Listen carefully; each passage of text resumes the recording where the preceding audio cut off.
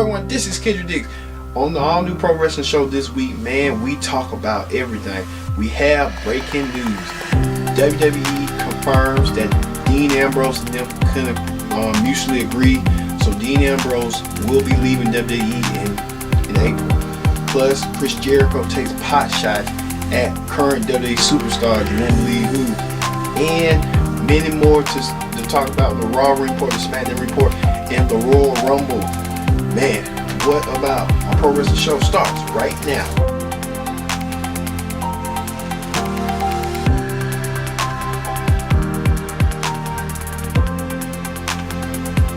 Everyone, welcome to the Pro Wrestling Show. I'm your host as always, Kendrick Dix. Glad you're here to join us. Join in that conversation using the hashtag right here at PSW Pro Wrestling Show here on Connect. Man, we got a lot of wrestling news to get with. Let's start with this breaking news. The breaking news right now is Dean Ambrose has come to grips with WWE that he will be leaving WWE in April. Well, this comes after rumors and reports circulated after Monday Night Raw, and it was reported this past Tuesday that Dean Ambrose feeling unhappy with the direction of his character and want to get out of WWE.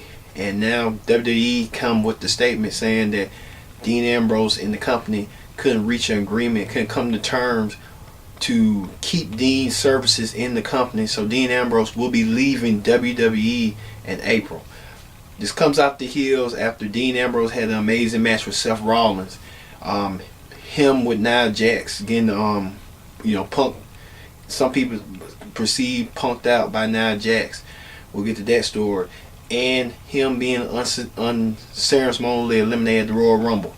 So it's a lot. Dean Ambrose, a former champion WWE, throughout all became a Grand Slam champion, and to see him leave and what his future might hold, because some say that he didn't want to be scripted and he was tired of the hokey poke stuff, that material that he was given. And there's a lot of rumors and speculation that would Dean Ambrose leave WWE and head to AEW. Those rumors about where AEW said that they're going to let the wrestlers become the writers. So I don't know what's going on. We'll have more information later on the show. But first and foremost, the Royal Rumble. Man, what a phenomenal Royal Rumble it was from start to finish, where Asuka and Becky Lynch went head to head for the SmackDown Women's crown. Asuka successfully kept her title, where Becky Lynch lost, and you thought that was it for Becky Lynch. But Becky Lynch continued on building momentum, where she was unceremoniously not entering the Royal Rumble. She replaced Lana and won the Royal Rumble match. Becky Lynch's ascension is coming to fruition. She came next day on Raw and challenged the Raw Women's Champion Ronda Rousey, and this was a match made in the waiting. You remember at Survivor Series it was supposed to be Becky versus Ronda, but it didn't turn out to be after Becky got broken in the face by Nia. Well, Becky Lynch put her stamp her ticket and said she wants Ronda Rousey one-on-one at WrestleMania. So it's going to be Becky Lynch versus Ronda Rousey for the Raw Women's title at WrestleMania. That should be indeed an intriguing match, an interesting match. That's going to be the match. That's going to be the women's main event. The main event, the first women's main event of WrestleMania. I guarantee you. Raw, it didn't stop there, where Seth Rollins won the men's Royal Rumble match, and he heads to WrestleMania. And it was supposed to be him to make a decision, and Seth Rollins made that decision. He wanted Brock Lesnar, and Seth Rollins say he can slay the beast, and the fans believe in him. The fans want an active WWE World Champion, and they might get it with Seth Rollins if he can slay the beast, Brock Lesnar, and take his title at WrestleMania. And those two matches have been confirmed at WrestleMania. So WWE getting off from the start, like Triple H said, the machine keeps on going, and that's what indeed it was. The machine is going. As you see these two World Championship matches, these two highly anticipated World Championship matches taking place at WrestleMania in MetLife Stadium in April. So it's going to be intriguing.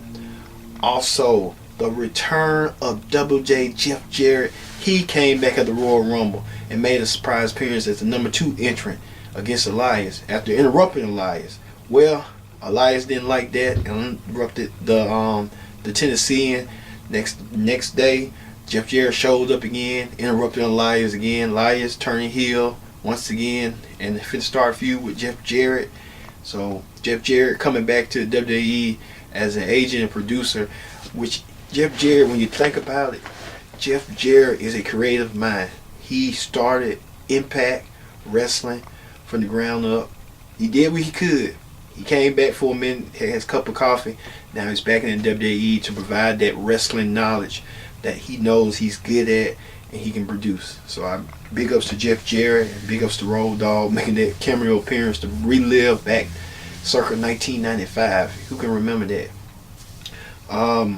Nia Jax, Tamina advanced and qualified for the Women's Tag Team Championship, where they will be one of the teams in the Elimination Chamber. And don't believe me, those are going to be the 2 fiercest, most dominant women that could probably be the next Raw, the WWE Women's Tag Champs. Bet your dollar on that. Also on that, the Riot Squad advanced, and they entered themselves against from Tamina, Natalya and Dana Brooke, who had issues with Dana Brooke saying that she's better than Natalya. Come on, just come on. But the Riot Squad and Nia Jax, Tamina advances. But next week's show will be Sasha Banks and Bayley teaming up against Alicia Fox and somebody else. I forgot who it was, but it could be Alicia Fox and somebody else. But expect Sasha Banks and Bayley to win that match. Also, trying to think, the Revival went against Hawkins and Ryder. Hawkins and Ryder lost from the Revival. I don't know what they're going with that. That's mainly it from the Raw side. And then Bobby Lashley and Finn Balor starting their feud. So when Finn Balor had to fight his life, went against Universal Champion Brock Lesnar, and he didn't win back his title, but he won the heart and respect of the crowd. And Bobby Lashley didn't like that, and so Bobby Lashley attacked Finn, and respect the program from those two. And Baron Corbin went against Kurt Angle. Didn't turn out in Kurt Angle's favor. Again, lose to Baron Corbin. Man, Kurt Angle, top-notch competitor.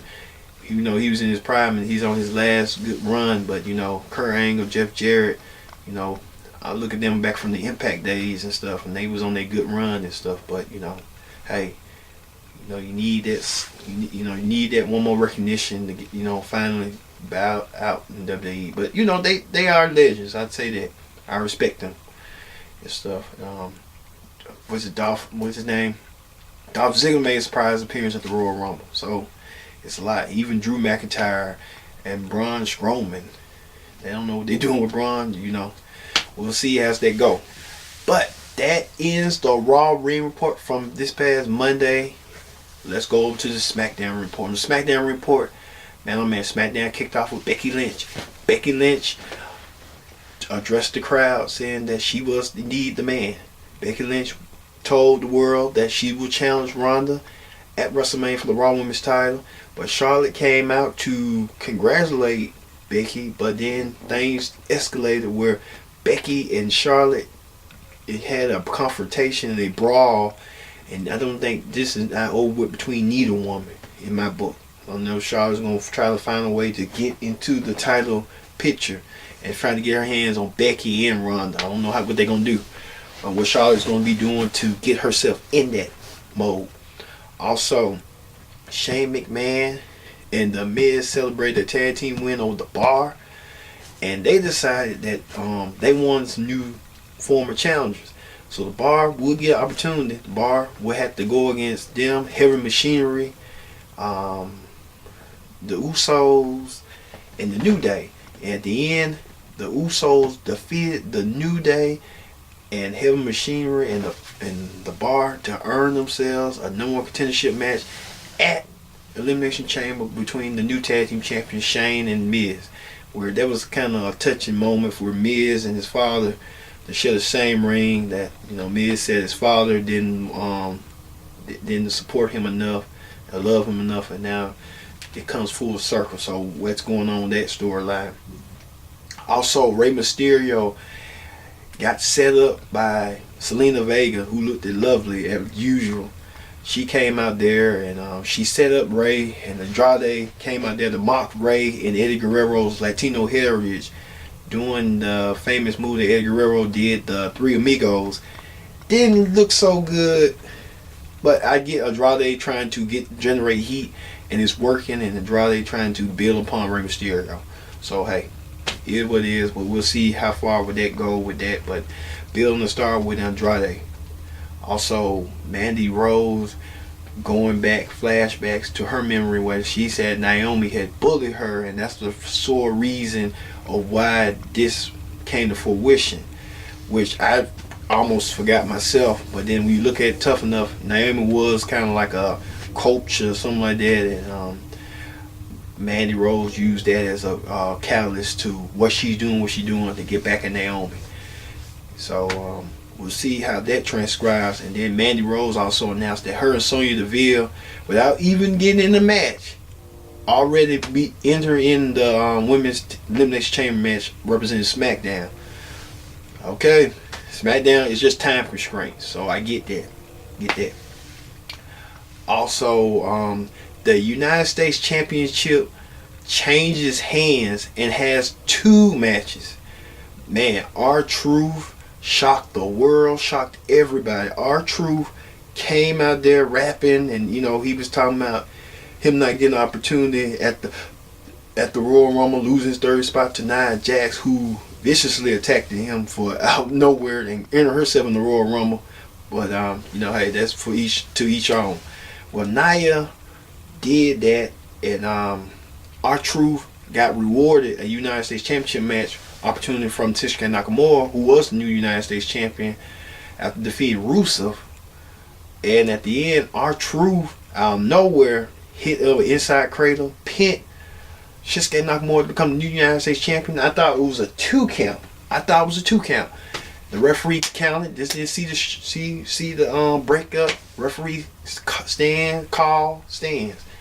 He awarded R-Truth the United States Championship. R-Truth the U.S. Champion. But Rusev came out there to make a claim saying he wanted his title back. Rusev got a championship match. R-Truth beat him.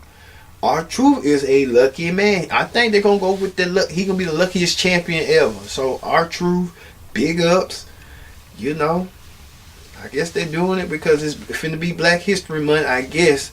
So this might be a point in that case. You look R-Truth as United States Champion, Lashley as Intercontinental Champion.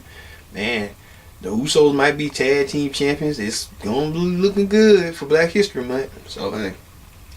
But then the shocking turn of events was R-Truth got beat up by Shinsuke Nakamura and Rusev, who was feuding 48 hours ago.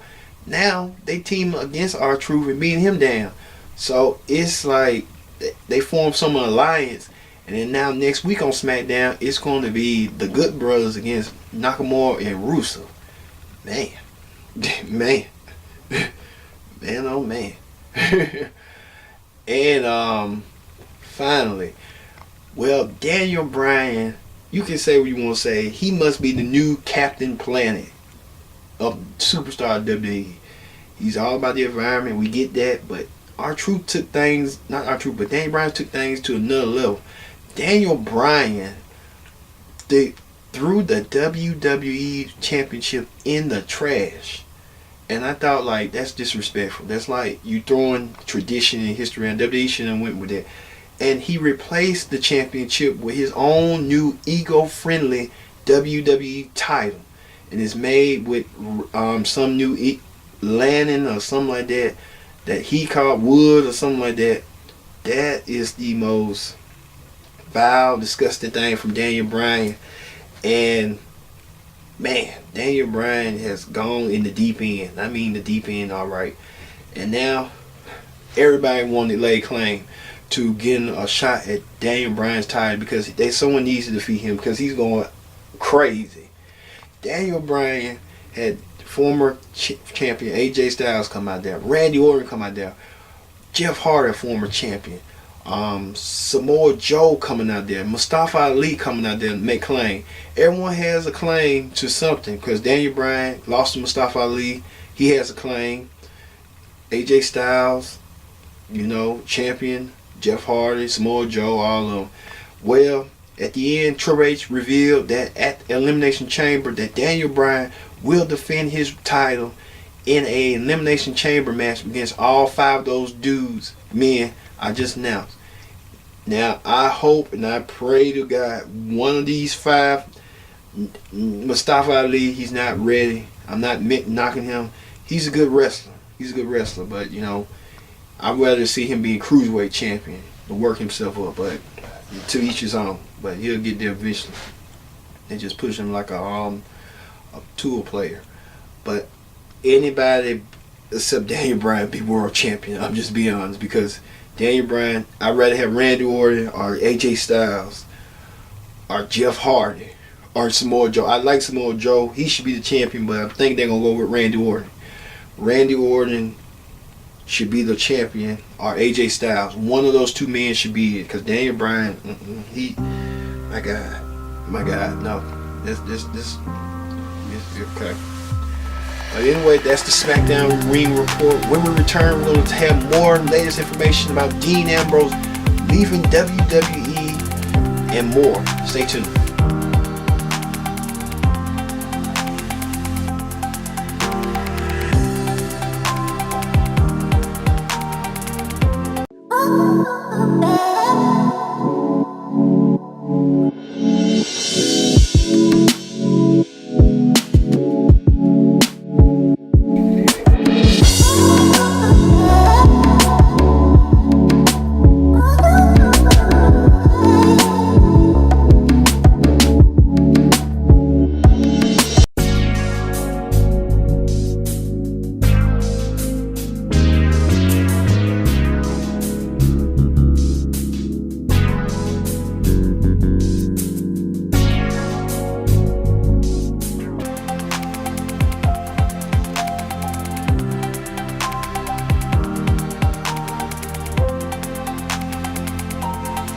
Back to the Pro Wrestling Show. I'm your host as always, Kendrick Dix.